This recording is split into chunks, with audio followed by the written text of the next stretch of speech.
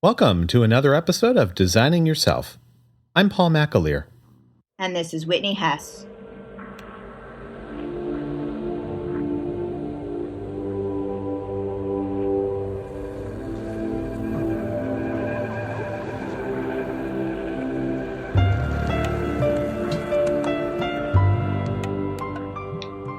So, in talking about what to talk about today, we were going around and round on how we wanted to grow this podcast, whether we felt we were in a good place with it, and what we were hoping to do with it next. And so we landed on this topic of growth, and we realized that there are a lot of things in our lives that we're trying to grow all the time. And when that happens, it seems that there's a question of how to grow in a way that fits who you want to be. And so this topic of growth is pretty meaty. It isn't just about the podcast, and it isn't just about our businesses and our careers, but it's about who we are as well, and how we define what growth is. So, Paul, I'm wondering, what do you think growth really means? Well, to me, it means that you are making a conscious decision to devote time and energy and effort and at least some part of your being to getting better at something. And it has to start with an awareness and recognition of where you're at, for starters. Otherwise, you could just say, I'm growing. And that doesn't really have anything behind it. It's like saying, I'm improving. It's like, okay, that's cool. What are you improving in? How are you growing? I associate growth with improvement and not necessarily getting better at something, but that's a big part of it, is getting better, improving, devoting yourself to getting better at this, and then having some point where maybe you say, I'm done improving with this part of me, and now I want to focus on this other part. So it's kind of, I guess, a sustained set of changes, I guess you could say. It sounds like you see there being an intention behind it. Like you set your mind to growing. You have an end goal, or at least some semblance of an end goal in mind.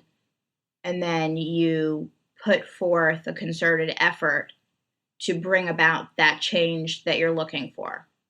Yeah, I think that pretty much hits the nail on the head. It's positive. I mean, growth is this very positive thing. And if you think about it, you're possibly getting, we associate growth with, well, many things. I mean, I think about plants and kids, of course. Who doesn't? I think about growing, from the ground and, just being bigger and having a presence and being able to do more. And of course, being a dad, I think about my son and how he grows. And he grows in ways that I can see and I can't see as well. There are lots of ways that, I can tell, well, he's taller than he was, a month ago. And it's a very visible sign of growth. But then there's obviously the growth that we take on that may be focused inward. All of the work that I think both of us have been doing can be seen as growth, because we've matured in some ways as people in our own pursuits. And that's not only, professional pursuits, but also just personally and emotionally and spiritually and all of those other things as well. And I see that as growth too. And I don't know if there's necessarily a cap on it ever. But it's something that can be continual. And what do you think about that? Do you think it ends? Oh, how could it ever? I mean, like we talk about in the very first episode of this podcast, things don't ever really start as this one point in time. Like by the time you notice that they've started, or by the time that you even set the intention to start something, it really started a lot longer ago than that. And I think that the same is true for the other end of things, that things don't ever really finish. Things don't ever really get a bow, a ribbon with a bow tied around them in the way that we would very much like for it to be a lot of times in life. I've got this Post-it note that I keep on my office wall that is kind of like design. I call it designing a website, but it could be anything in life. And it's time on the x-axis and completion on the y-axis. And it at some point tapers out and becomes, parallel to the x-axis in that kind of long tail way. But I have this line of goal just above the line graph, and you're never really going to reach that. I mean, it never can be reached. Like I remember, when as a child I was learning about the concept of infinity. I don't know if you had a demonstration like this, and now I'm not going to remember the theorem, but there's, 2 points on either side of the room. Divide that in half. And then a kid walks to the middle of the room, and you've got a kid on either side. Okay, now go halfway between that and that. Halfway between that and that. Halfway between that. You can never reach the other end. So I think that oftentimes with growth, it is a moving target. We can never plot something and say, I'm trying to grow to this point and have that be fixed. Because as we're growing our business, as we're growing in our careers, as people in our relationships, what have you, our perception of what that goal should be is shifting because we're shifting. And so the perceived achievement of that goal is, none. We can't ever really cross that line. We can't ever really stop growing, I think, so long as we're breathing. But I'm amazed at your ability to go straight for the definition of improvement and betterment as how you see growth, because for me, that's a constant battle. That's how I want to see growth. That's the growth that I want to work on. But I feel as if my whole life I've been conditioned to see growth as getting bigger, not necessarily getting better. And bigger in what senses? So, growing your career, meaning bigger salary, bigger office, bigger responsibility, bigger power, bigger title, bigger status.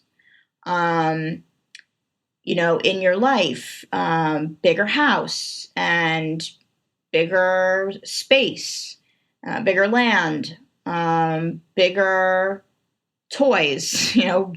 bigger purchases. Sure. And also same goes there for bigger responsibilities, bigger vacations, bigger, I don't even know, just bigger. For me, that's always what growth was. So growing up was like getting taller and weighing more and being able to understand more. So for the longest time, I saw growth as being more intelligence. It's like this quantitative thing of bigger. And I think I lived that way for a long time, but it never sat right with me because I wanted to know why bigger was better. And there are so many ways in which we know that it isn't. And so I wondered why I was always trying to grow myself in a way that seemed to value getting bigger. I struggle with that with my business. Everyone that I would come into contact with, who were well-intentioned. Oh, how are you growing your business? I took that to mean, when are you going to hire people? When are you going to be working in, more places? When are you going to have more clients? When are you going to have a bigger income, et cetera, et cetera? And that's what I optimized for a really long time, until I got to a point where I couldn't keep growing in that way and keep being happy and healthy and comfortable and sane and a lot of other things that I really wanted to be as well. So I had to redefine what growth meant. And that's very much in the definition that you started with. Sure. And I can agree with you in that I initially thought that growth, when, more so when I kind of got out of college and started my, quote unquote career and all that good stuff, was about growth in that large S sense, right? It was that I want to I want to make more money. I want to have a nicer car. I want to, I want to have more responsibility at work. I want to have a certain title. I want to have, all these things, and there's lots of wants. And it was, what I found is that it was actually not necessarily growth that I wanted, but I needed to feed a very old part of me that really just wanted a lot of attention and wanted people to pay attention to it. And what I found is that, while ultimately that wasn't satisfying for me. Now, that's not to say that I, don't consider those things when thinking about a job or a car purchase or whatever. But I guess I just see less value in assigning and filling that growth with material objects. I guess that's a pretty fine point to put on it. I just don't see that as beneficial to me as focusing on myself and my relationships with others. And that's, by the way, it's much harder to do that. It's much harder. Yeah. And it takes a lot more intention. And I think that, something that it sounded like, based on what you were saying about making more money, for instance, was that I'm not sure what the intention was behind that. Was it simply to make more money or to amass more power? Or, was that something more subtle than growth, for instance? It wasn't my intention Okay. at all. It was doing what I thought I was supposed to. It was living by the definitions that I had learned from the outside world, rather than listening inward to defining what that meant for myself. I think that for a long time, I could say it was not living mindfully, not growing mindfully. And so once I started to feel the pain, the growing pains, and we often talk about growing pains as if it's a good thing. It's okay. Your body is stretching when you're in your adolescence, and it does hurt, but you're growing up. This is a good thing. It will pass. We tend to talk about growing pains as a rite of passage in a way. But sometimes you have to use that pain as a cue to explore what hurts so much, why it's hurting, and to question whether the direction that you're growing in is really right for you. And so it wasn't until I was feeling an immense amount of pain, getting sick a lot, not sleeping, having tremendous amount of anxiety about doing what I needed to do and getting work done and getting to the next stage. And it was always about the future. I didn't have, a sense of contentment around what I had achieved or what I was doing in the present moment. And I would even say I wasn't really there at all. Only then did I kind of start to wake up and say, okay, the direction that I'm growing in, yes, I can do it. It's possible. And I've proven to myself and I guess to other people that I can do this, but this is not satisfying for me. This is more pain than it's worth.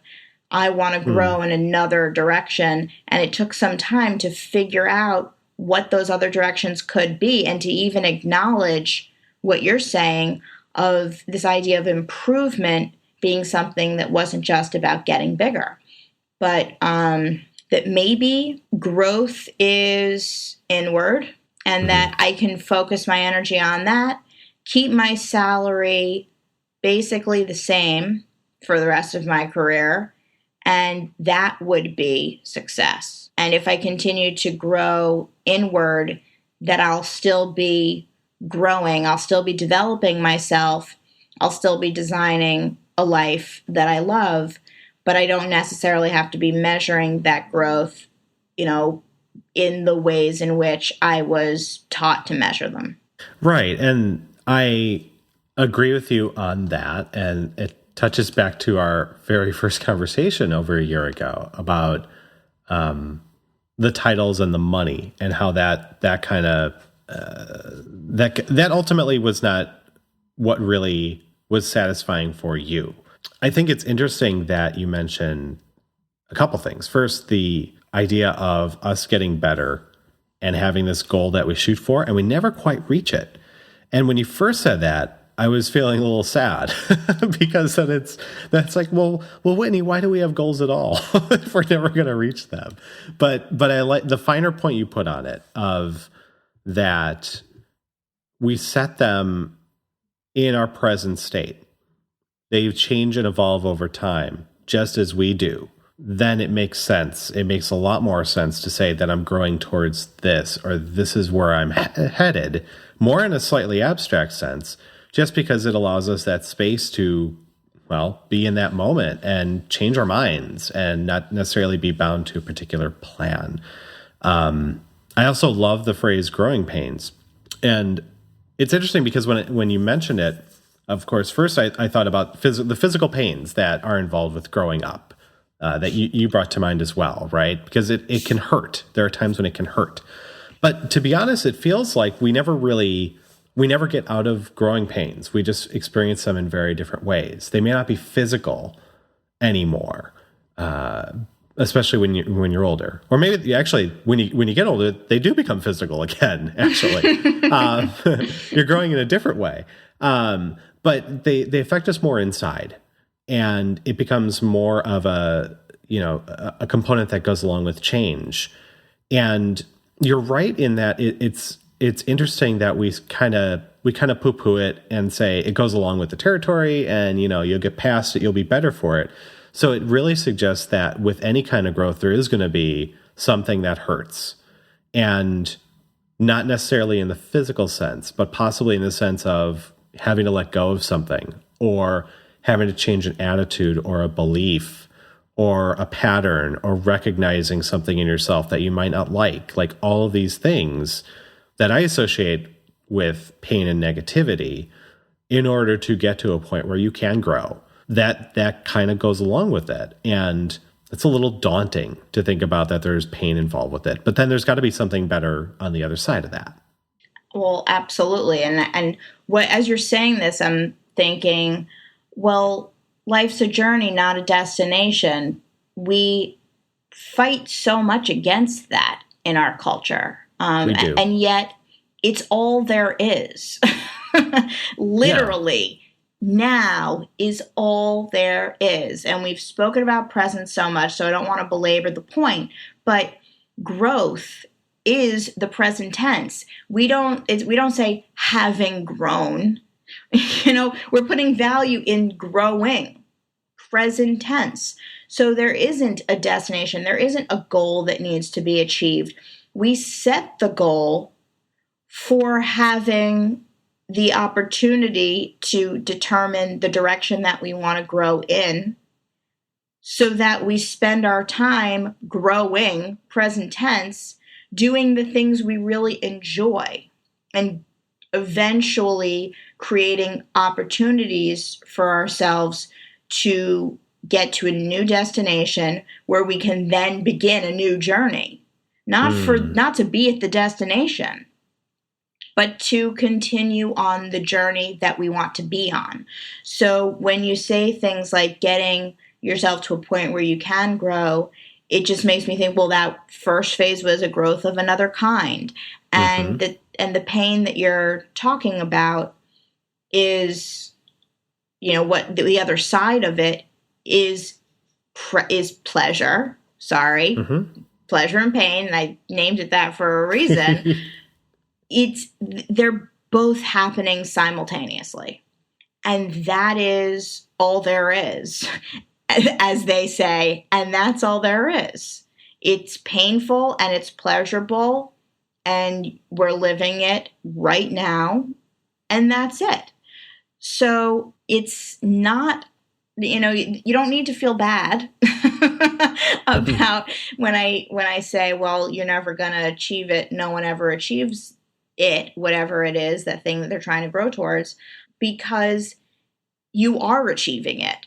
It is waking up every day, breathing, and setting out to do what you do and doing what you do all day with the intention of creating something new in your life. I mean, it's to me, I don't know that growth and change are necessarily that different, except that change doesn't have necessarily a value judgment on it. Like, it's just a shift of some kind. And growth sounds like it has a value judgment on it, where it's positive change. And I think it can be very positive change, but then there's also, to depersonalize it a bit in the context of business. If you're growing, that could be good until a point when you get to be too big. There's that point where a company, for instance, may just be too big and maybe too powerful, et cetera. Do we see that in people as well? Can people become too big, too powerful? I mean, I would say yes, pretty easily. But is that mostly in the financial sense and just, the material sense, or is it more in the personal growth sense as well? I wonder about that. Yeah. So what is it that you've got going on in your life right now that you're trying to grow? That's a good question. What am I trying to grow right now? I'm trying to grow my work on my days and what I do with them. I'm trying to grow my sense of intention and direction around my days and what I do with them. And to me, that is moving away from the day-to-day and focusing just a little tiny bit more on how to be more present. It's that continuing practice. Yeah. Before we started recording, we were talking about topics and what we might chat about, and I came out with practicing. And I see that as a form of growth, because if you are working on something, if you choose to, then that goes hand in hand with potential growth, because the more you do it, the more you do it, the more you do it. There's no other value there, but you might become better at it as well, if that is what you want to do. I could see that as a way to grow for sure. And for me, I think the biggest, hardest thing, the gnarliest thing that I deal with is really, how can I be more intentional with my individual days? Not the big plans, not the tiny plans, because I feel like those are in a decent place for now. But what about when it comes to a day? How can I really, to use a cliched phrase, at the end of a day, how can I look back on it and say that I really did fulfill my intentions and not goals, but intentions for that day? Yeah, it's so amazing that you're bringing this up, because I have a coaching client who's working on something. I'm not going to go into detail because it is not public. Sure. But it's essentially exactly what you're describing, a way to set your intentions for the day.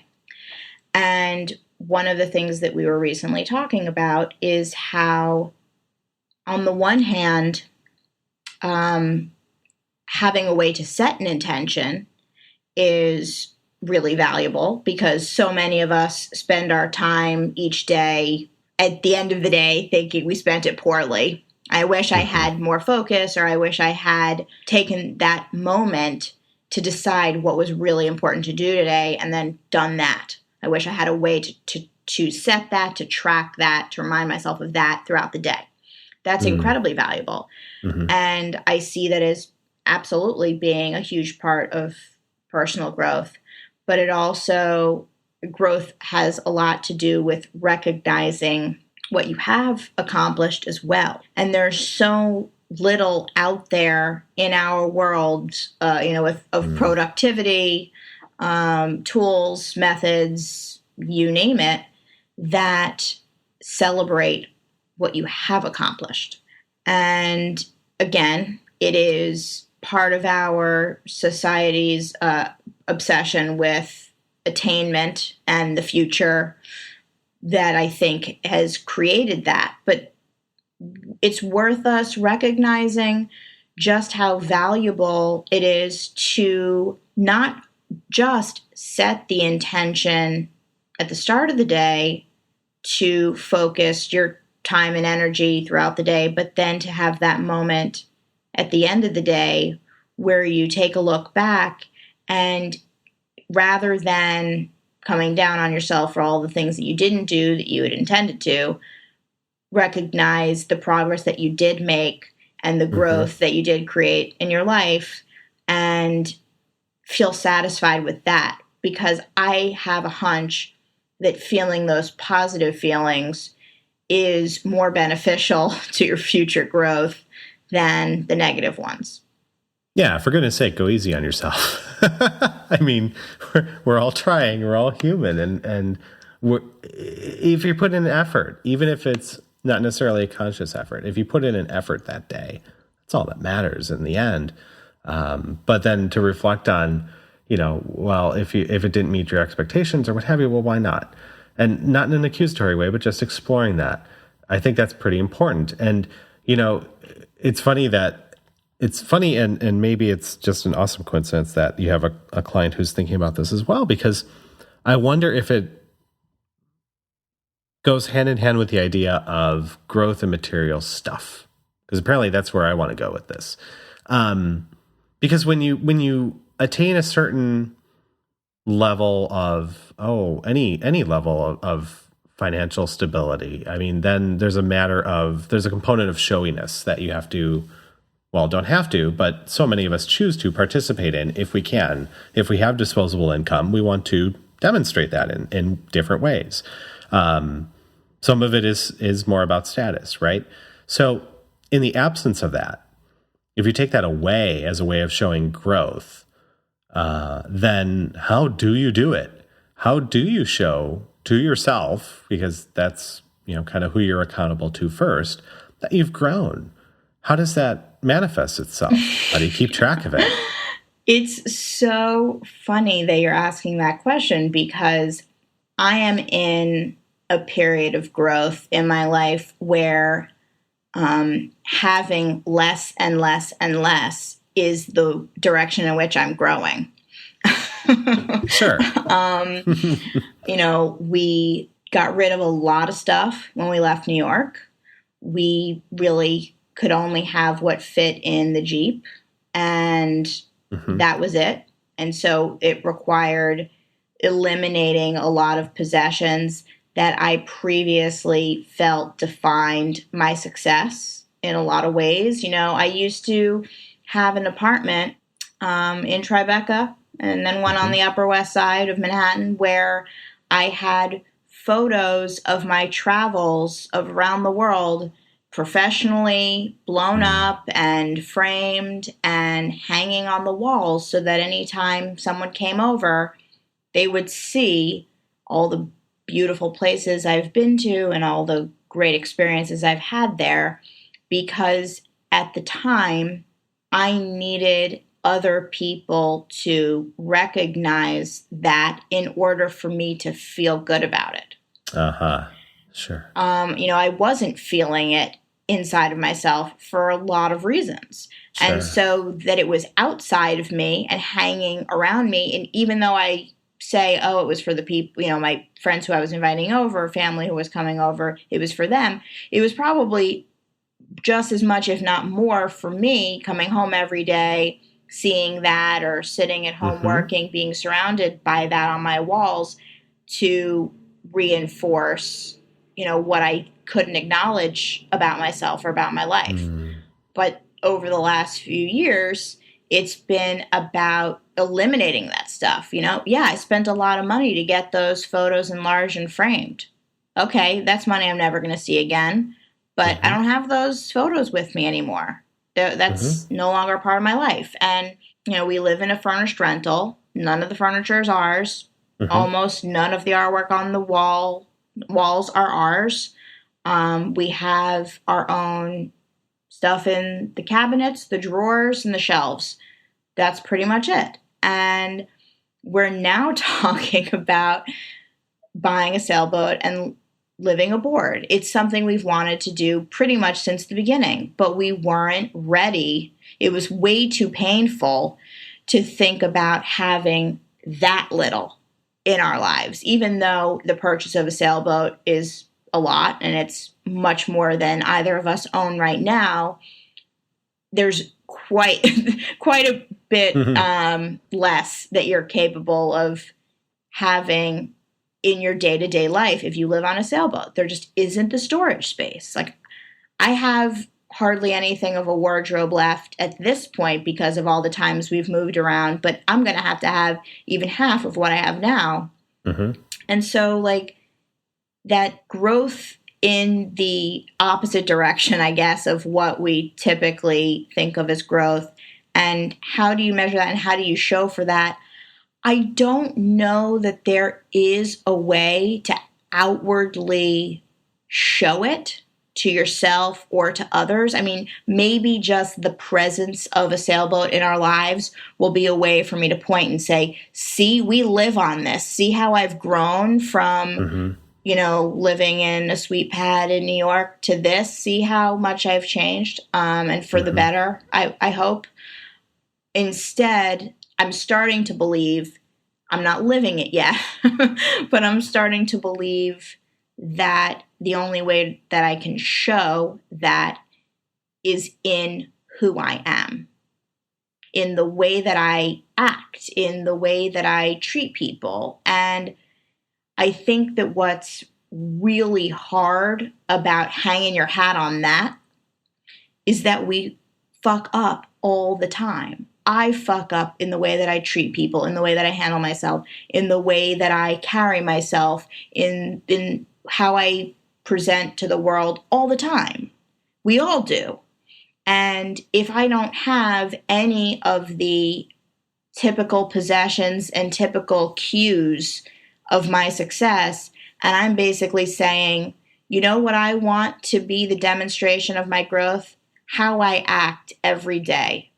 Then I'm really opening myself up to a whole lot of criticism, and from myself foremost, because I don't have the photo on the wall to remind me of X, Y, and Z. All I have is how I was today, how I am right now. It's like going hyper minimalist. You don't have anything else, I mean, if you diminish the number of things that you've got, whether by choice or not, that's funny to think about that as a way of growing.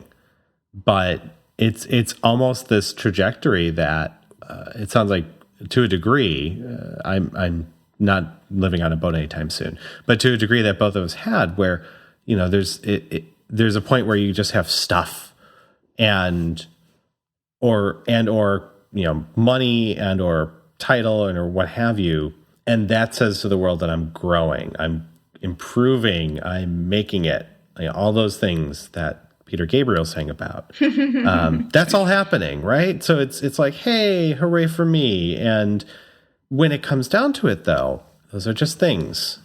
They don't last forever. They won't last forever. They're very temporary. But if you have those things and you own those things, and as you say, you fuck up, you still have them, unless you fucked up in a certain different way, and then you wouldn't have them anymore, right?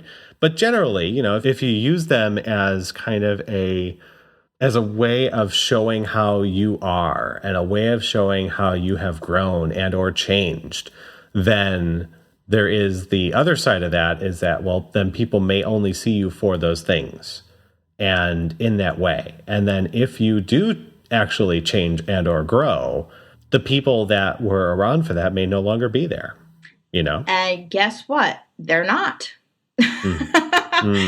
And that is a very helpful process to live through.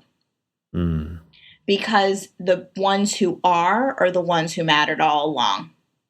And the ones who aren't are themselves probably not growing. Or if they are, they're going in a direction that's different than you are. And that's okay. It is okay. But isn't it something how, you can catch up with somebody that you haven't seen in a long time, maybe from high school or even elementary school, and be like, wow, they haven't changed at all. And sure, they've changed a lot, but maybe they haven't too. But it's funny how we notice that in others, and sometimes we just turn it off and say, wow, that person really hasn't changed.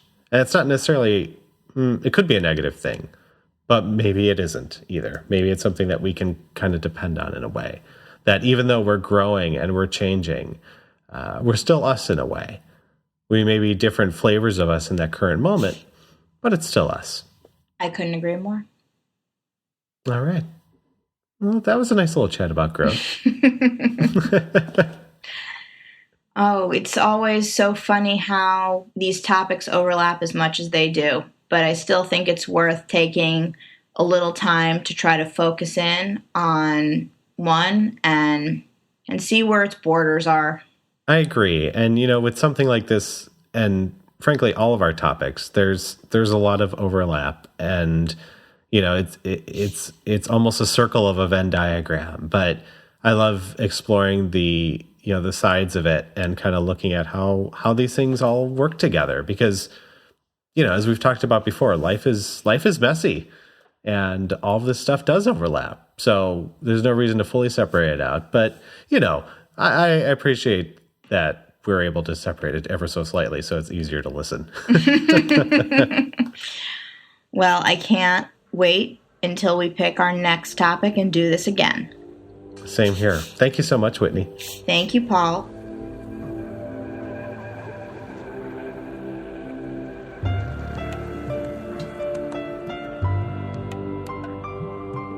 Designing Yourself is hosted by Whitney Hess and Paul McAleer and is edited by Aaron Dowd. Our theme music is All Heroes by Our Deacon Music Productions, with some rights reserved via Creative Commons. You can follow Whitney on Twitter at Whitney Hess, and you can follow Paul at Paul McAleer. If you like what you heard on this episode, stop by our website at designingyourself.net. You can subscribe to the show via your favorite podcasting app or via iTunes. We love to hear your feedback. So if you have an idea for a topic, a guest, or just want to say hello, you can call our listener hotline. Call 1-404-500-SELF. You can always reach us on Twitter at DesigningYou, and our super secret email address is designingyourself@gmail.com. Thank you for listening. We'll talk again soon.